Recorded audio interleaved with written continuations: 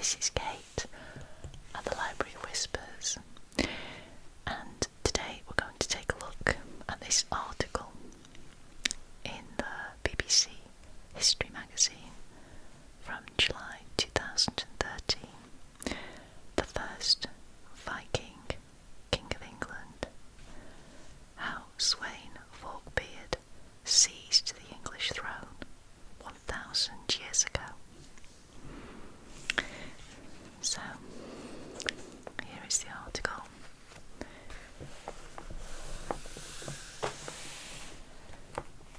Now on this side, this is an illustration. Swein Forkbeard leads the Viking assault on England in this detail from Matthew Paris's 13th century Life of St. Edward the Confessor. The Danish king was drawn to England by the country's material riches, says Sarah Foote.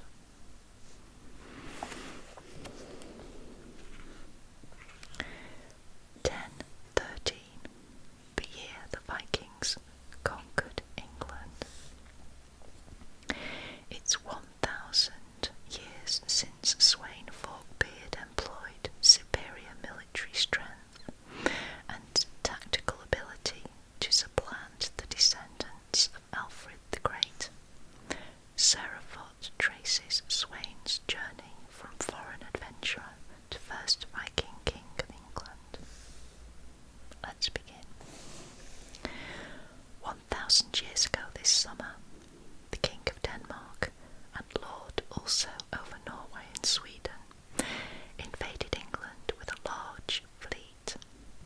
After a brief campaign, he secured the submission of all the English people, apart from the inhabitants of London, when, as a near-contemporary English chronicler reported, all the nation regarded him as full king.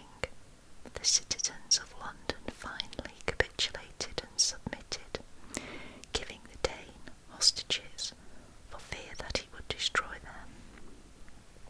That king was Swein Forkbeard. His swift conquest sent the Anglo-Saxons' native ruler, Ethelred, nicknamed the Unready, into exile in Normandy, leaving his English subjects to pay a large tribute and supply their conqueror and his army with provisions. How could a foreign adventurer have brought such an abrupt end to the rule of the descendants of Alfred the Great? How could he have reversed the victory Alfred had won over the 9th century Vikings and reduced England to a subject realm within a Scandinavian empire?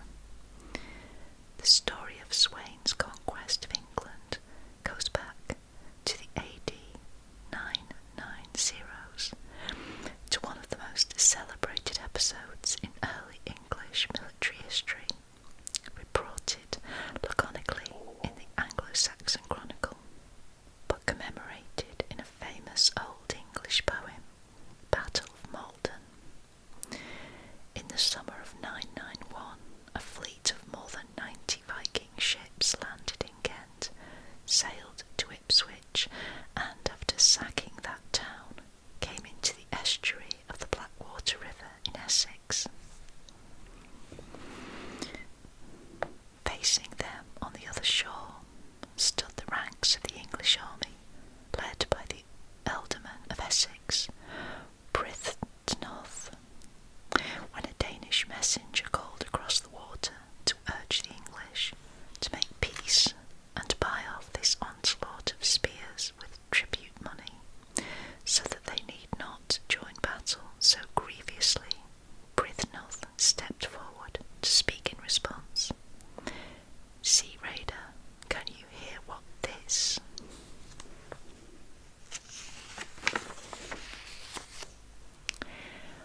Army is saying.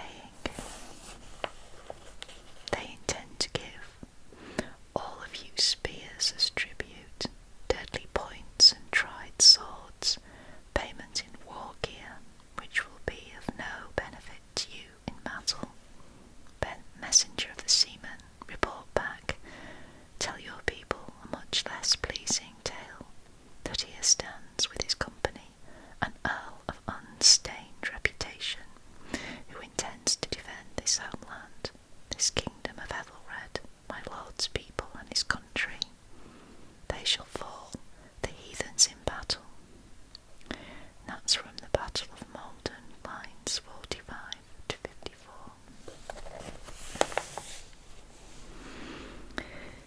The Danes are cast as arrogant in their demands for tribute, but their military prowess is never concealed. Determining that the grim game of battle would arbitrate between them before the English would pay tribute, Brythnorth ordered his men to pick up their shields and walk to stand on the edge of the river where the flood tide flowed, separating the two forces. Only when the waters receded could the seaborne attackers try to take the causeway, which bold Englishmen defended resolutely, refusing to take flight from the ford. The perfidious Vikings, as the poem portrayed them, tricked their way into getting Brythnorth to yield some ground. He then paid the ultimate price for that act of pride, as the poet saw it, of conceding the Danes too much land. Brythnorth fell in the battle, with his last breath commending his soul to the Lord of hosts and of angels. The Malden poet contrasted the heroism and dedication of Brythnorth and those who fell with him, loyal followers of a devout lord, with the disloyal and ungrateful cowards who fled the battlefield on their lord's death, instead of sacrificing their own lives to avenge him. Danes, the hateful visitors, appear as arrogant in their demand for tribute before a blow has been struck. They use guile to gain ground on the English side of the causeway. English valour and moral courage lie at the heart of the poet's message, but the military prowess of the fierce Vikings is never concealed.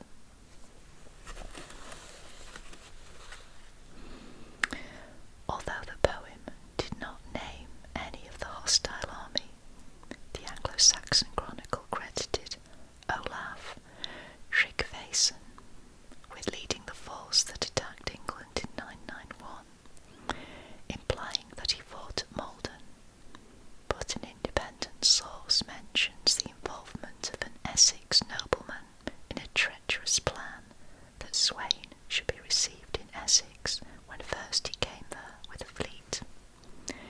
This suggests that Swein, not Olaf, took the command.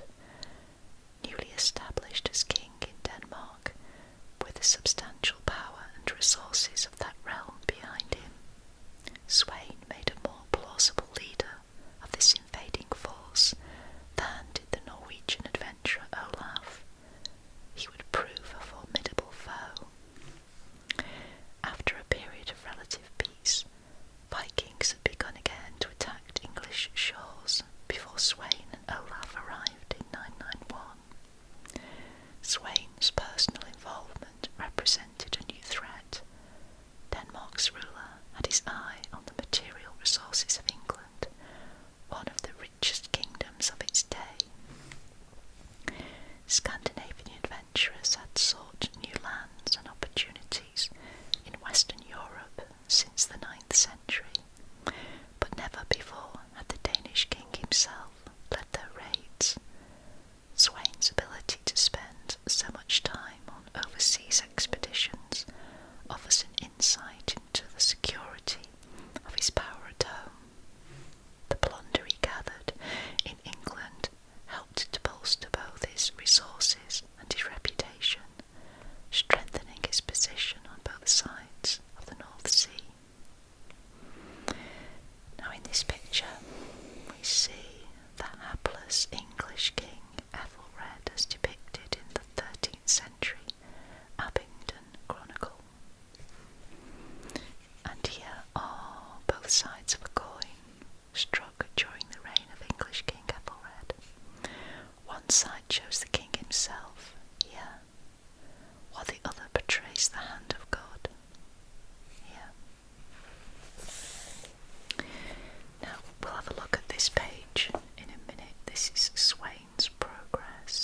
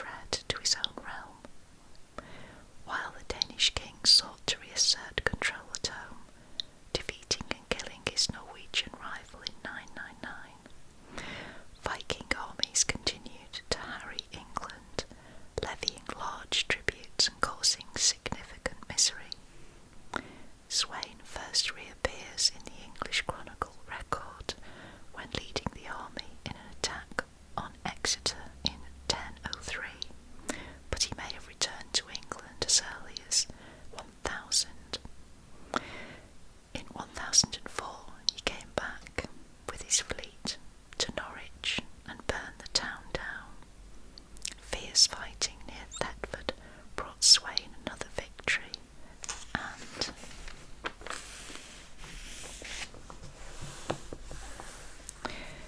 it seemed no man could defeat him.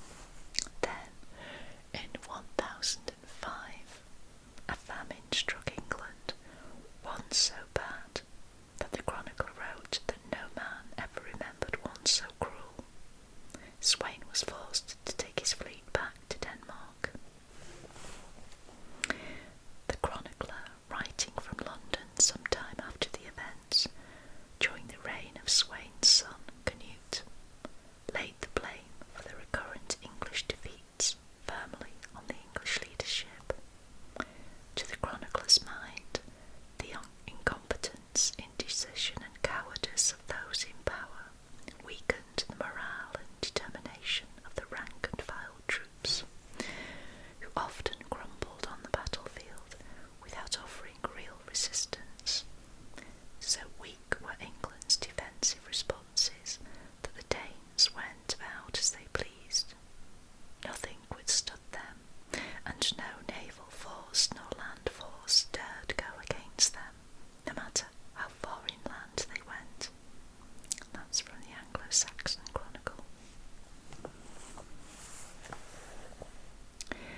Even Ethelred's drastic strategy of ordering the massacre of all Danish men in England on St. Brice's Day in 1002 did little to turn the tide of Danish victory, serving only to heighten the population's fears. Although Swein stayed in Denmark after his return in the year of the Great Famine in England, 1005, his absence brought no respite to the English. The arrival in 1009 of the immense raiding army led by Thorkel the Tall represented a turning point in Ethelred's reign. Whether, as one source favourable to Swein maintained, Thorkel came as the agent of Swein, or, as is more plausible, he led an independent band of warriors drawn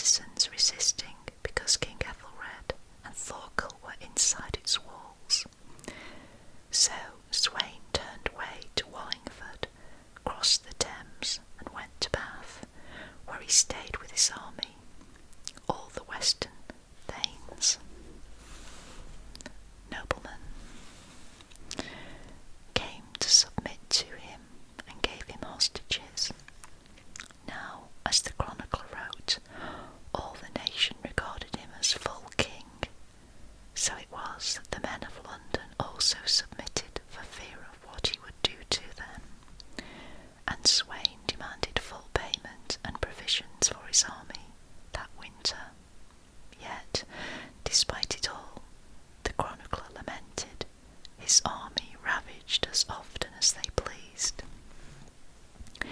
King Ethelred escaped to the Isle of Wight, where he spent Christmas, and then went into exile with his wife's people in Normandy. For one short winter, Swein, the King of Denmark, and overlord of much of Scandinavia, added England to his empire. But on the 3rd of February 1014, Swein died, and the fleet elected Canute as king.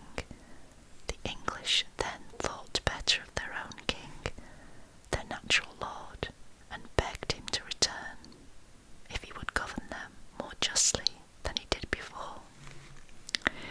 It would take 2 more years of heavy fighting, the death of Ethelred in April 1016, and of his son Edmund Ironside at the end of November that same year, before Canute would succeed to the whole kingdom of the English, and so initiate a period of Danish rule.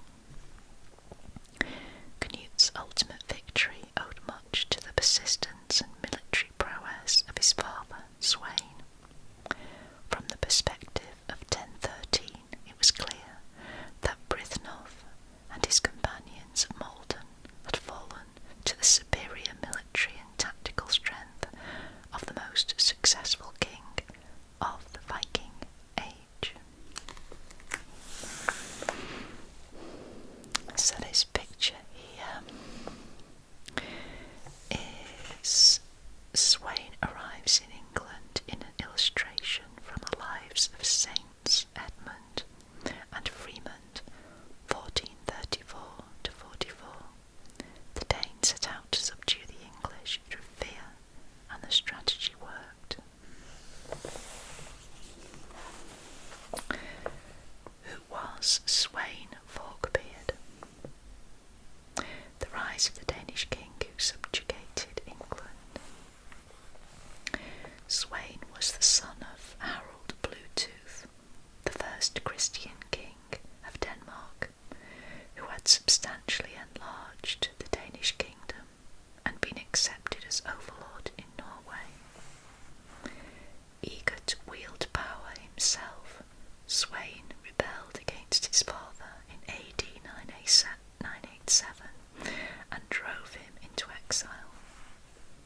Such was the stability of the realm that Harold had created that Swein was free to lead raids on England himself, without having to worry about his security at home, and his campaign enjoyed the support not only of his own retainers, but also of other leading men from Denmark and elsewhere in Scandinavia, who hoped to profit from the treasures he would win.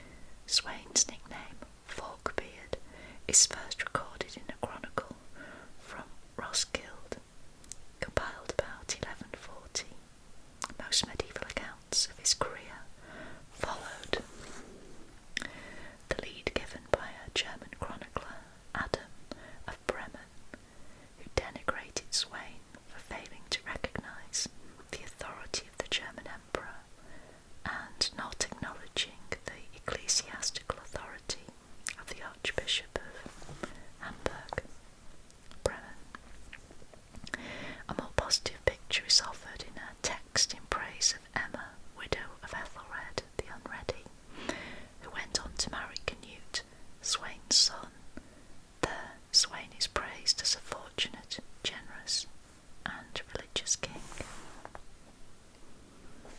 And in this picture, such was Sweyn's thirst for power that he deposed